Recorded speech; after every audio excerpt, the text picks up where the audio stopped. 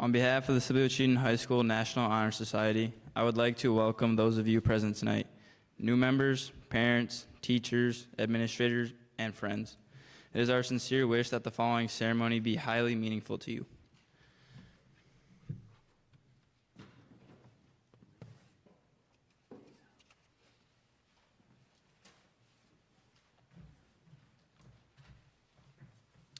Would you please stand and join in saying the pledge to the flag of the United States?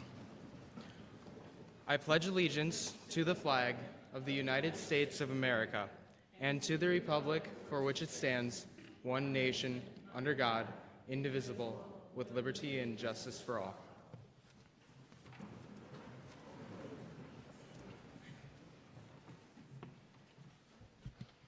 Mr. Edward Reinerson, a high school principal, became concerned about the growing movement to emphasize athletic activities. He proposed to create an organization whose membership requirement was to meet scholarship, leadership, character, and service standards. The National Honor Society was founded in 1921 by the National Association of Secondary School Principals. Today, there are more than 20,000 chapters across the United States. The Sibley chapter was established in 1956 and the Cheatham chapter in 1975. Upon the merger of the two school districts, the Sibley-Cheatham chapter was reorganized in 1985. Membership in the Sibley-Cheatham chapter requires a minimum of a 3.3 grade point average and the demonstration of individual leadership, character, and service to the school and community while adhering to the school's good conduct policies. Each candidate for membership must meet a minimum point total on their application process, participate in at least 2 different categories of activities for 2 years of high school, character recommendations from their teachers and community members. The Sibley-Cheatham Faculty Advisory Committee then approves these candidates for membership. Throughout the year, our chapter helps with various community activities. In the past, we have worked with the Kiwanis Club providing Easter bunnies for the Easter egg hunt. We've also helped the Rotary Club fundraising dinners in the fall and around Valentine's Day. This year, we will be sending Christmas cards and care packages to troops from Iowa that are stationed overseas, Secret Santa for high school and middle school staff, crush cans for Valentine's Day, as well as working in the basketball concession stand in December. Now we will be pleased to hear from our advisor, Ms. Krogman.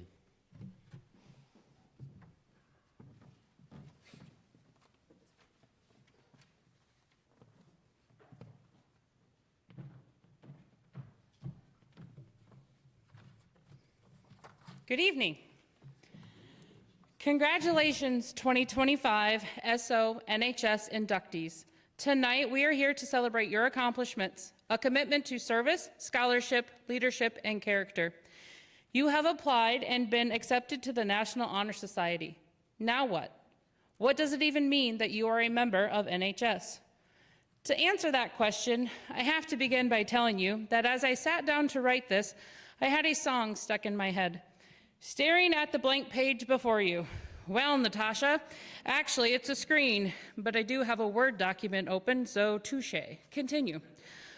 Open up the dirty window. I'll give you that the window is dirty, but it is November in Northwest Territory of Iowa, and it's raining. Think I'll just keep that window closed, thank you. But it caused me to stop and realize that it really is fitting that this song was stuck in my head. Before you begin to write an essay, paper, poem, a claim, or even a speech, you need to organize your thoughts. In school, you learn the tools needed to organize your thoughts and information before setting pen to paper, fingers to keyboard. For life, those tools are the pillars of NHS: service, scholarship, character, and leadership.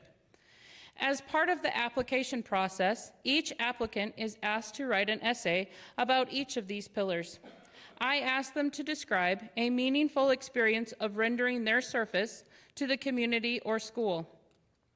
Many of the service essays that I read let me know about a mission trip that they were involved with, helping with a benefit event or some type of community event that the student helped with by donating their time. While these are all very good ways of service to one's community, don't forget that it doesn't have to be a formal event. Those individuals that have the fortunate opportunity to grow up in a small town understand the meaning of service. How often is it that someone asks you to do something? You'll do it. It could be that you know at some point you'll need help and you would like someone to be there for you. But I think it's largely due to what we see others doing. We are all here together. We might as well help each other out. There are many Sundays that I give a member a ride back to the nursing home after church service. At the age of 97, she lets her opinions be known. One Sunday, she informed me that she was the only person in the nursing home that didn't need to have a walker, but they make her have one because everyone else will feel bad and that they have one and wonder why she doesn't have one. It is through these short trips that I have gotten to know her better. When I was in high school, I didn't take the time to talk to her much past a cordial greeting. Had it not been for this small act, I wouldn't have gotten to know her. And I look forward to what she's going to say each week. I never know what it's going to be. In a similar way, starting tomorrow, each member of the NHS will pick 3 Christmas cards to write in that we send to the members of the Iowa National Guard that are stationed overseas. Even though it doesn't take a large amount of time or effort on our part, it is something that can really brighten the day of someone halfway around the world. When prompted to tell me what the phrase of love of learning means to them, the students tell me about how this applies to learning things in school or sometimes learning the process of something. Albert Einstein said, "Once you stop learning, you start dying." Henry Ford said, "Anyone who stops learning is old, whether at 20 or 80. Anyone who keeps learning stays young." Perhaps the fountain of youth is just that. Ponce de Leon didn't have to go looking for it. Think back on today. Did you learn anything new? In case you didn't, don't worry, I got you. Did you know that frogs use their eyes to aid in their swallowing? By retracting their eyeballs into their sockets, they push food down their throat. On the topic of eyes, they have 3 eyelids, one of which is transparent to help with underwater vision. In case you already knew those, some species freeze solid to survive winter. You knew that? Here's my last chance to impart new knowledge. The glass frog has transparent skin that lets you see their internal organs.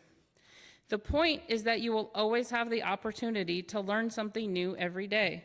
The important thing is that you are open to it and continue learning throughout your lives. Average leaders raise the bar on themselves. Good leaders raise the bar for others. Great leaders inspire others to raise their own bar. Orrin Woodward. We can all think of great leaders, those that inspired others to raise their own bar. Think process, not position. Leadership is a process, not a title. It's about leading with others in ways that establish direction, create alignment, and build commitment. Rather than looking for someone else to be a leader, individual contributors need to ask themselves, what am I bringing to the leadership process? How can I better facilitate the process of effective leadership in my group or team? As young adults, you are beginning to see the attributes of great leaders. Whether it is watching others, a coach, a team captain, relative, you are seeing what they are doing and see how it works. You have also seen poor leaders in action. Do your best to emulate the great leaders because the next generation is watching. Our school needs you to be as effective as you can be. Your classmates do too. Even though you don't have manager in your job title or don't have people that directly report to you, your leadership abilities are critical both to your own success as well as our school. Finally, the last pillar is character. Think of an individual that you admire. What is it about them that's admirable? Chances are likely that you chose a person that you personally know, such as a relative, a person from the community, or a person that you have seen in action with leadership and service. Do you ever find yourself doing similar things, saying the same thing, or even acting like them? Chances are very high that the person you chose is a real person. You know that their character is the same whether someone is watching or not. We live in an age that seems more and more good character being sacrificed or abandoned. We are defined by our character. Your actions tell others who you are. Think back to when you have done a high five Friday. Perhaps you had a big test to study for, or you have late arrival. Those with positive character take the time to show up for the elementary kids because you know how much it means to them. That smile or high five from you is sometimes the highlight of the day for those kids. As Martin Luther King Jr. said, the time is always right to do the right thing. So, as you look out at the blank page before you, remember that you do have the tools to begin writing. As you prepare to go on to the next step, some sooner than others, remember what has been instilled in you through growing up in a small community, attending school, and being a member of the National Honor Society. Service is second nature to most of us, whether it be big or small events. Scholarship is not limited to school learning. Stay curious and continue to learn new things as long as you can. Michael Jordan reminds you that you need to earn your leadership every day. Keep working at it. No one was born with the ability to lead from day one. The process is ever going. Character is doing what is right regardless of who is watching, even when it goes unnoticed. The combination of these four pillars is why you are a member of the Sibley-Ocheyedan National Honor Society.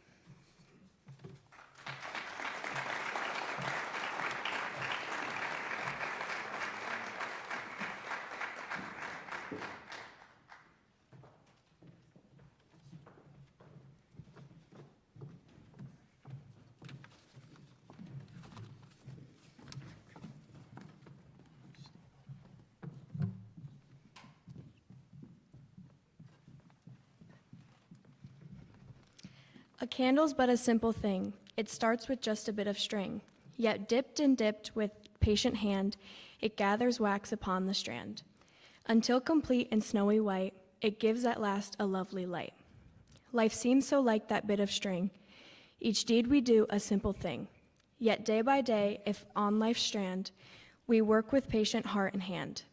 It gathers joy, makes dark days bright, and gives at last a lovely light.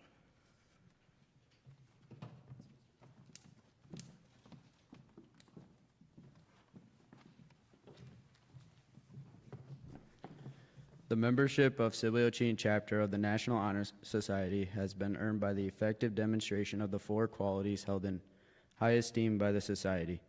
4 of our members will review these qualities for the candidates. To be eligible for membership in National Honor Society, each applicant has been asked to write a short essay on each of the qualities of scholarship, service, leadership, and character.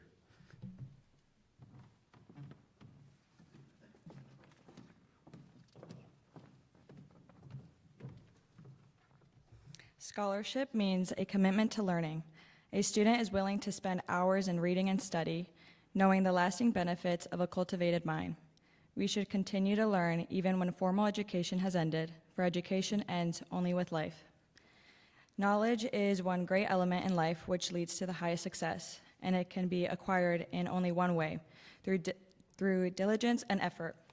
Learning furnishes the lamp by which we read the past and the light which illuminates the future. Candidates have the charge to continually expand their world through the opportunities inherent in scholarship. Now we will light the candle of scholarship.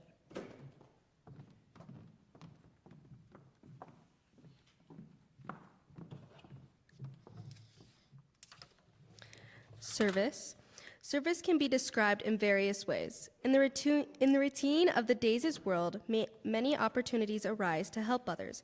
Willingness to work for the benefit of those in need without monetary compensation or without recognition is the quality we seek in our membership. We are committed to the idea of volunteering our time and abilities to the creation of a better tomorrow. Now we light the candle of service.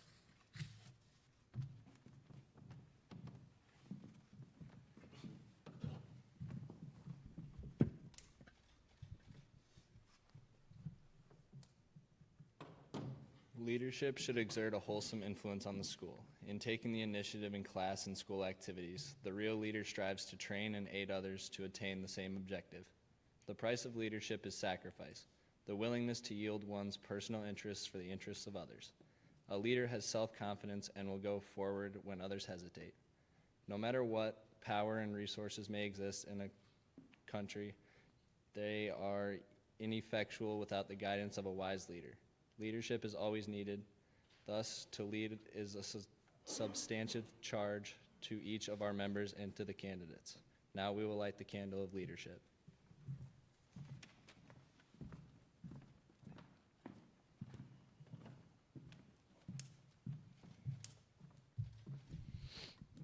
Character is the force within each individual which distinguishes that person from others. It gives each one individuality. It is that without which no one can respect oneself nor hope to attain the respect of others. It is the force of character which guides one through life and when once developed, grows steadily. Character is achieved and not received. It is the product of constant action, daily striving to make the right choice. The problem of character is the problem of self-control. We must be, in reality, what we wish to appear to others by demonstrating such qualities as reliability, honesty, and sincerity. We may hope to prove by example that we value character. Now we will light the candle of character.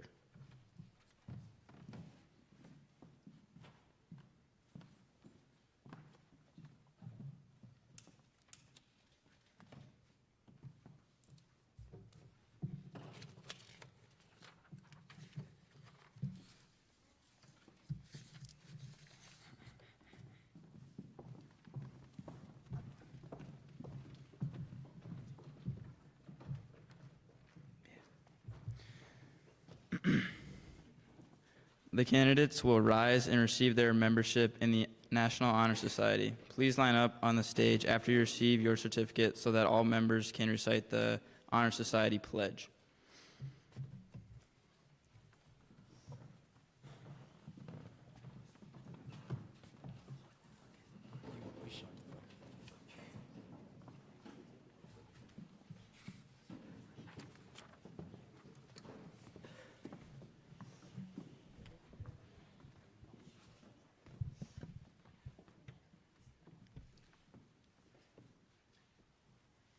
Michelle Guadalupe Acosta Portillo.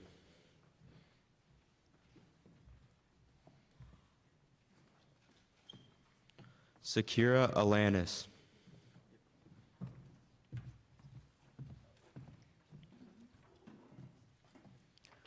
Gabriel Anthony Beavers.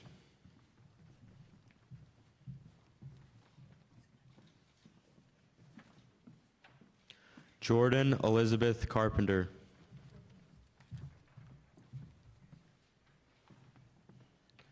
Annabelle Chavez Escobar.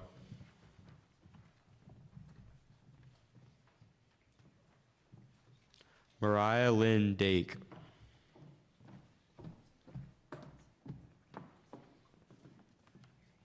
Yasmin Espinoza.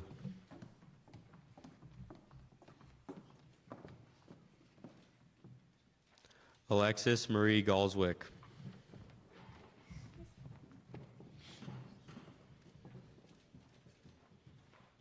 Gage Gilbert Greenfield.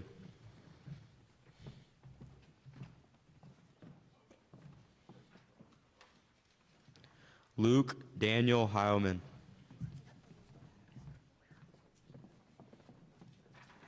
Presley K. Henning.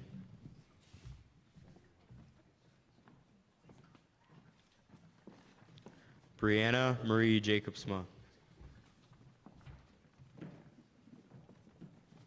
Katie Joe Kruger. Taylor Ann Langstrap.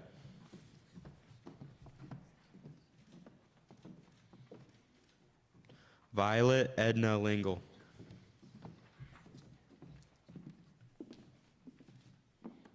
Olivia Michelle Lopez. Alexa Maria Mejia Martinez.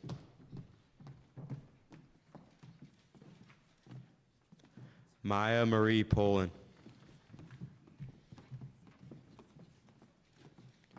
Gabriel J. Vandyhoof.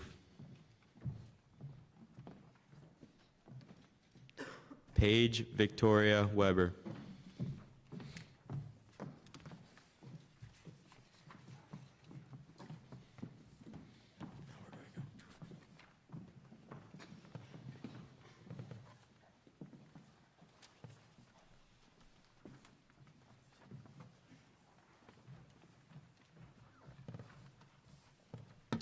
Will all members of the National Honor Society now stand and join the new members in the Pledge of the National Honor Society as it is printed in your program? I pledge myself to uphold the high purposes of the National Honor Society, to which I have been selected. I will be true to the principles for which it stands. I will be loyal to my school and will maintain and encourage high standards of scholarship, service, leadership, and character.